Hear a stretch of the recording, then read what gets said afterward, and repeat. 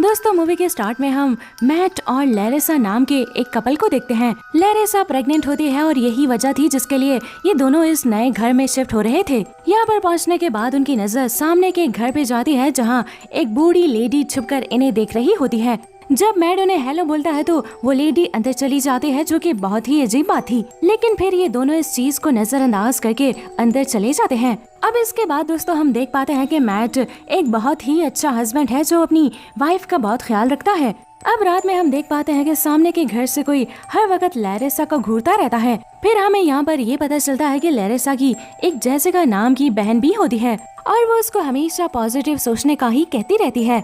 असल में दोस्तों लैरिसा को हमेशा ऐसा लगता रहता है कि कहीं उसके साथ कुछ गलत ना हो जाए। अब जब मैट बाहर जाता है तो वो देखता है कि उससे मिलने उसके डैड आए हैं, जो कि एक पुलिस ऑफिसर भी हैं। क्लिफर्ड यहाँ मैट के होने वाले बच्चे के लिए कुछ चीजें लाए होते हैं जिन्हें देखकर मैट बहुत खुश होता है। अब जब लैरिसा बाहर वॉक करने के लिए निकलती है तो वो सामने रहने वाली बूढ़ी लेडी को देखती है। लैरिसा उनसे बात करने की कोशिश करती है, जिसके बाद वो उससे अपना नाम एन बताती है। और अब उसके घर के ऊपर वाली खिड़की से कोई लड़की लगातार लैरिसा को घूरती जा रही थी। अब जैसे ही लैरिसा उसे देखती है तो पता नहीं उससे क्या हो जाता है, उसको ब्लीडिंग स्टार्ट हो जाती है और वो वहीं गिर जाती है। अब उसको हॉस्पिटल लेकर जाया जाता है, जहां डॉक्टर्स बहुत मुश्किलों के बाद उसको तो बचा लेते हैं, लेकिन उसका बच्चा नहीं बचा पाते। उसके बाद लेडी डॉक्टर मैट को बताती है कि लैरिसा की ये हालत उसके अचानक ब्लड प्रेशर हाई होने की वजह से हुई है। जिसके बाद वो ये भी बताती है कि मेडिकली लैरिसा पूरे 1 मिनट तक डेड थी, लेकिन जल्दी से डॉक्टर्स ने उसे वापस ठीक कर लिया था, जिसकी वजह से शायद उसको कोई साइड इफेक्ट्स हो सकते हैं। अब इसीलिए मैट को उसका काफी ज्यादा ख्याल रखना पड़ेगा। अब जब लैरिसा को होश आता है तो वो मैट से अपने बच्चे की मौत के बारे में सुनकर काफी अजीब तरह से रिएक्ट करती है।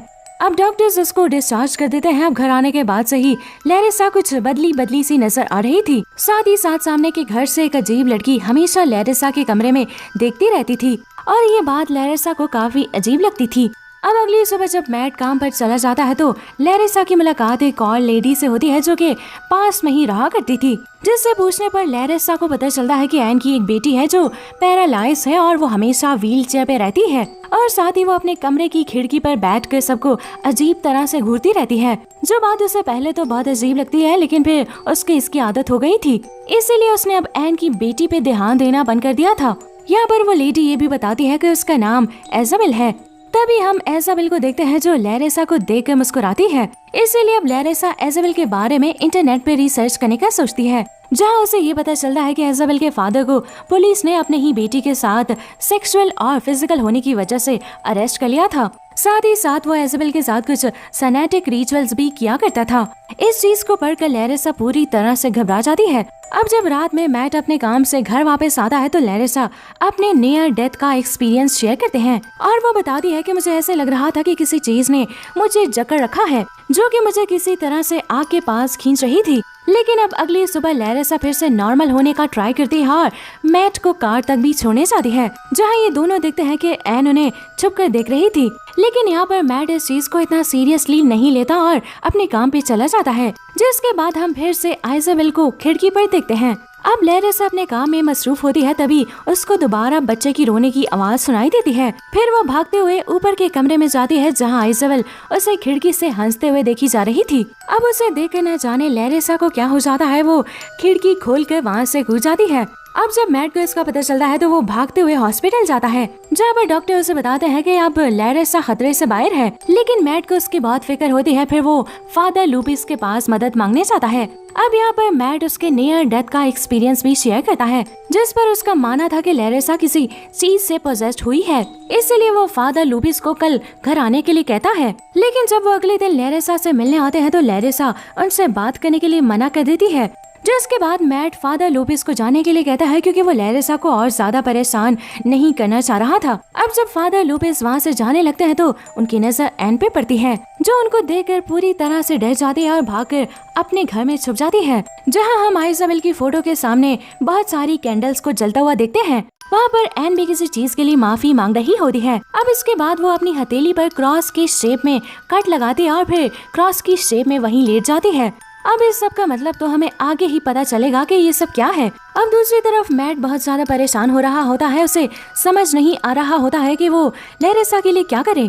इसलिए वो लेरेसा की बहन जेसिका से इसके बारे में बात करता है, जिस पर वो कहती है कि वो वहाँ पर आकर लेरेसा को अपने एक दोस्त के पास ले जाएगी और शायद वो उसकी कोई मदद कर सके। अब अगले दिन जेसिका वहाँ पर आती है और लेरेसा को अपने साथ एक पेड्रो नाम के आदमी से मिलवाने के लिए ले जाती है, जिसके पास ज्यादातर वही लोग जाते हैं जो अपनी मौत के करीब होते हैं। अब जब उसको लेरेसा के बारे में पता चलता है तो वो कहता है कि असल में तुम जहाँ से लौट कर आई हो वो लाइफ और डेथ का खेल है।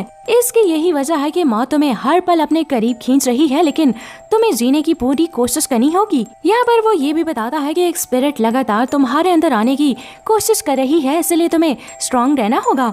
वो आदमी उस पे कुछ दम करता है जिससे वो ठीक हो जाती है। अब लेरेसा बिल्कुल ठीक हो जाती है और अच्छा भी फील कर रही थी, इसलिए अब जेसिका वहाँ से चली जाती है। जिसके जाने के बाद लेरेसा फिर से आइजाबेल को खुद को घूरते हुए देखती है, लेकिन इस बार वो जाकर इस बारे में एन को बोलती है। वो उससे बोलती है कि अगर अब उसने अपनी बेटी को नहीं संभाला तो वो इसके खिलाफ लीगल एक्शन लेगी। जिसके बाद एन हिम्मत करके आइजाबेल के कमरे में जाती है, जहां हम एक फ्लैशबैक देख पाते हैं कि आइजाबेल बैठकर लोगों को घूरती रहती थी। असल में वो अपनी जिंदगी से खुश नहीं थी, इसलिए वो दूसरों की तरह जिंदगी जीना चाहती थी। जिसके बाद एन से देखा नहीं गया और उसने अपनी ही बेटी को जान से मार डाला। यानी कि ये उसने तब किया था जब लेरेसा यहाँ पर आई थी, और तब से उसकी आत्मा इसी कमरे में रहती है, जिसका पता एन को भी है। एन के कमरे में एंटर होते ही आइजाबेल की स्पिरिट उस पर हमला कर देती है, लेकिन एन की माफी मांगने पर वो उसे जाने देती है। और अब हम देखते हैं कि एन अपनी गाड़ी में बैठ के वहाँ से चली जाती है। अब रात में जब मैट घर आता है, उसके बाद लेरेसा मैट को आइजाबेल के बारे में बताती है,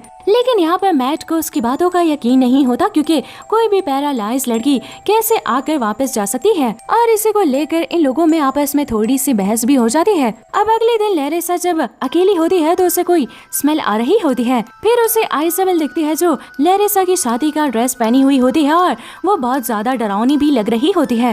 वो लेरेसा को देखकर उस पे हमला करने के लिए आगे बढ़ती है, लेकिन उसे अपने करीब आता हुआ देखकर लेरेसा उसे शूट कर देती है। अब यहाँ पर आइजाबेल फिर से गायब हो चुकी थी, लेकिन जब लेरेसा खिड़की से देखती है तो आइजाबेल अपनी खिड़की में खड़ी हुई हंस रही होती है। अब जब रात में लेरेसा उठती है तो उसे फिर से आइजाबेल दिखती है, और जो कि उसकी जगह पर लेटी हुई होती है। इसे देखकर वो बुरी तरह से चिल्लाती है, लेकिन मैट उठकर किसी तरह उसे संभालता है। दोस्तों, असल में लेरेसा को तो सामने की खिड़की पर आइजाबेल दिखाई दे रही थी, लेकिन मैट को वहाँ कोई नहीं दिखाई दे रहा था। इसीलिए अब मैट भी आइजाबेल के बारे में नेट पर सर्च करता है, जहाँ उसे पता चलता है कि आइजाबेल के फादर ने अपनी ही बेटी को सैटन को ऑफर कर दिया था। जब उन्हें अपनी ही बेटी के सेक्सुअल अब्यूज की वजह से जेल हुई थी तो उन्होंने एक दिन वहीं पर अपनी जान ले ली थी। इसीलिए अगले दिन अब मैट पेड्रो से मिलने जाता है, जिस दौरान हम देख पाते हैं कि आइजाबेल लेरेसा को बुरी तरह डरा रही थी। अब वहाँ पर पेड्रो मैट को बताता है कि लेरेसा अपनी जिंदगी से खुश नहीं थी और यही वजह है कि वो स्पिरिट उसकी जगह लेना चाहती है। और अब क्योंकि लेरेसा लाइफ और डेथ के बीच में से वापस आ गई थी, इसीलिए शायद यही वजह है कि वो लेरेसा को दिखाई दे रही है। यहाँ पर पेड्रो ये भी बताता है कि अगर वो स्पिरिट अपने मकसद में कामयाब हो गई तो वो मैट को भी मारने की कोशिश करेगी, और उस वक्त मैट भी उसे आराम से देख पाएगा। और अगर उसे अपनी वाइफ को बचाना है तो उसे लेरेसा को जान से मारना होगा, ताकि वो वापस से लाइफ और डेथ की गेट पर पहुंचकर लाइफ को चुन सके। यहाँ पर अब सभी के पास सही तरीका था जिससे लेरेसा की जान बच सकती थी। असल में दोस्तों, आइजाबेल के फादर ने उसे सैटन को ऑफर किया था, जिसकी वजह से उसकी सोल करप्ट हो गई थी और वो खुद की सोल से लेरेसा की सोल को एक्सचेंज करना चाह रही थी। पेड्रो की बातें मैट को बकवास लग रही होती हैं, इसलिए वो वहाँ से चला जाता है। लेकिन जब वो घर पहुँचता है तो वो देखता है कि लेरेसा ने टैबलेट्स का ओवरडोज लेकर खुद की जान लेने की कोशिश की है। अब मैट यहाँ पर किसी तरह लेरेसा की जान को बचाता है, जिसके बाद वो फिर से आइजाबेल की खिड़की पे होने का बताती है। जिसके बाद मैट वहाँ खुद जाकर चेक करने का सोचता है। जहाँ पहुँचते ही वो देखता है कि एन घर पर नहीं थी, लेकिन जब वो ऊपर के कमरे में जाता है तो उसे आइजाबेल की स्पिरिट उसे चेयर से मारने की कोशिश करती है, जो कि उसे दिखाई नहीं दे रही थी। अब तभी अचानक से मैट को आइजाबेल की बॉडी मिलती है, जिसे एन ने छुपाया हुआ था। जिसके बाद वो फौरन पुलिस को कॉल करके बुलाता है और सारी बात बता देता है। लेकिन दोस्तों, अब तक काफी देर हो चुकी थी, क्योंकि मैट को खिड़की पर अब आइजाबेल दिखाई दे रही थी। जिसके बाद वो फौरन पुलिस को कॉल करके बताता है कि एन वापस आ गई है। लेकिन दोस्तों, असल में यहाँ पर ना तो एन थी ना ही आइजाबेल थी, ये लेरेसा की स्पिरिट थी। मतलब कि यहाँ पर आइजाबेल की स्पिरिट सोल एक्सचेंज करने में कामयाब हो गई थी।